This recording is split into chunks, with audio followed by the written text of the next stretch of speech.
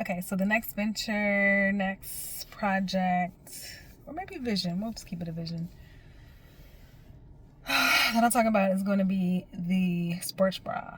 Okay, so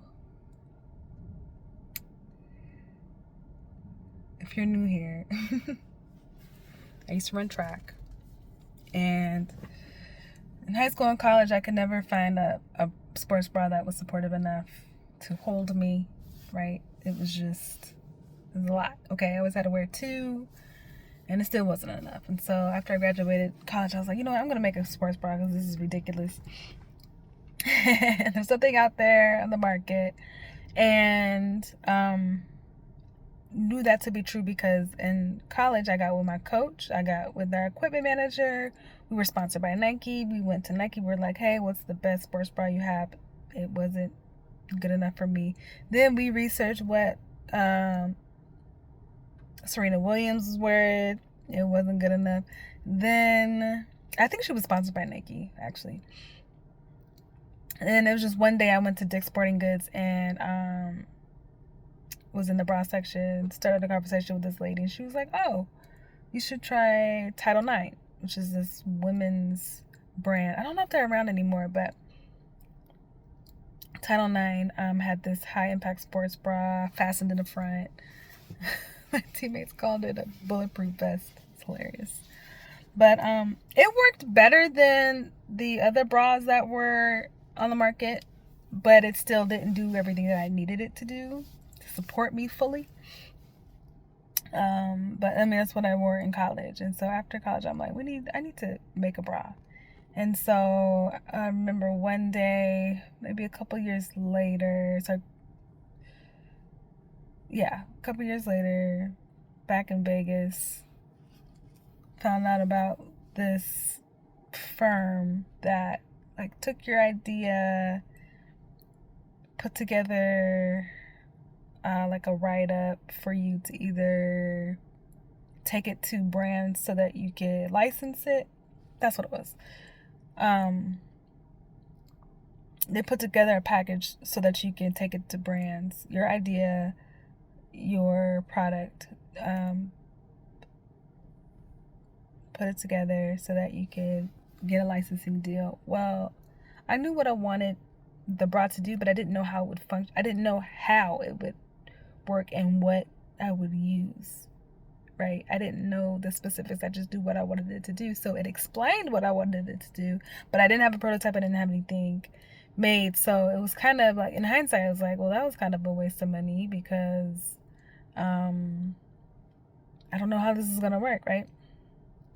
And so shortly after that, got with an attorney, a patent attorney, and basically took what was written by the agency and put in a non-provisional, I think it was a non-provisional patent application.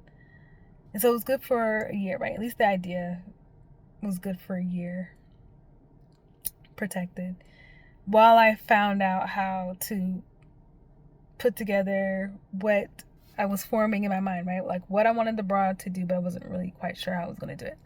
So in that time, I reached out to engineers. I remember I reached out to engineer at one point on Craigslist. I reached out to, there were a few different places.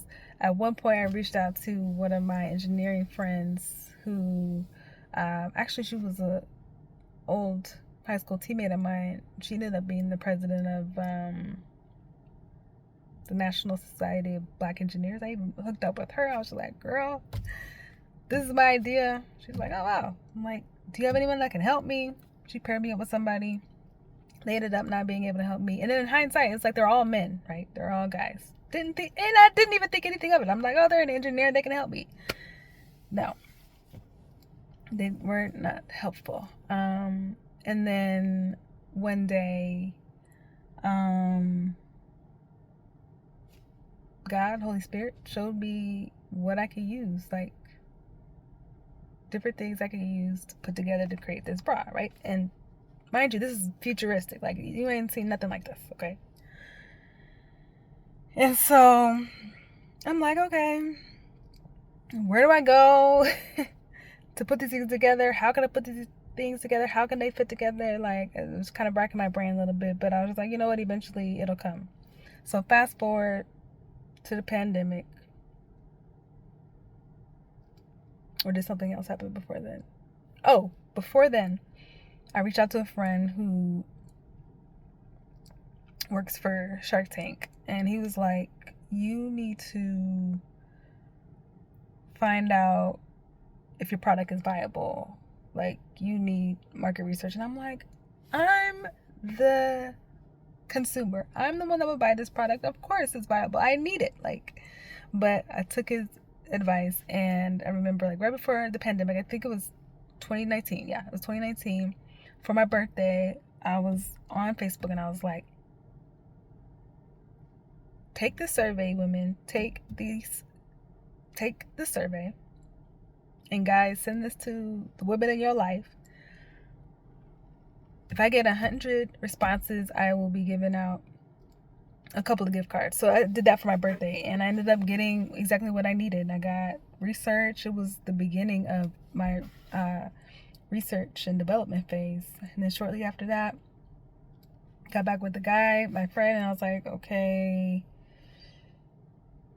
Oh, he was like, you need to go on Facebook and like research in the Facebook groups. So then I started looking at Facebook groups, started opening the questions, because in those groups you can't really do too much, like promote your stuff or anything like that, or put surveys up like that. So I just asked tons of questions, and no, I asked a few questions and got tons of answers and got a ton of research that way, right?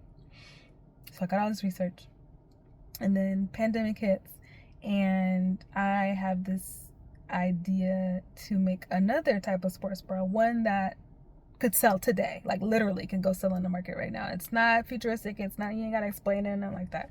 It's something simple. I literally put together, and I was like, oh, this works, but it needs a little, zhuzh here and there. So I found a black attorney, and this is like right around the time where I was looking at black everything. Like, again, this was during the pandemic, so yeah, I'll just leave it at that. So I found an attorney, and I was like, I need a patent. This is my idea. She said, okay, you need to do a patent search first. And I was like, okay. So while she was looking, actually, no, I think I was in the process of about to do an official patent search with her, when I just did a preliminary patent search and saw that someone had already patented something similar to what I had thrown together, right? And I was like, no! I mean, it wasn't exactly, but it was like close enough, and I was like, no! So I was like, okay, fine, back to the drawing board. And so that's 2020. Maybe a year or two after that, I come across this school that's international that literally does sports bra testing and breast research, science, all the things, okay? And I'm like, okay, maybe this fits in here somewhere, somehow. So I go to one of their virtual conferences, and intrigued, and I'm like, oh, maybe I can link up with them, try to bring this to fruition, at least bring my prototype, have them test my prototype, right? But with it, you gotta have like 2 iterations of it, certain sizes. It's like you gotta have all these things plus money. And so it was like, okay, well, eventually I'm gonna get that done. Meanwhile, still not sure how I'm going to put the futuristic bra together, A and B together. I don't know how in the world that's going to happen. I don't know how I'm going to get the engineer. I don't even know how. Oh, and then also in the midst of this, I had reached out to another one of my high school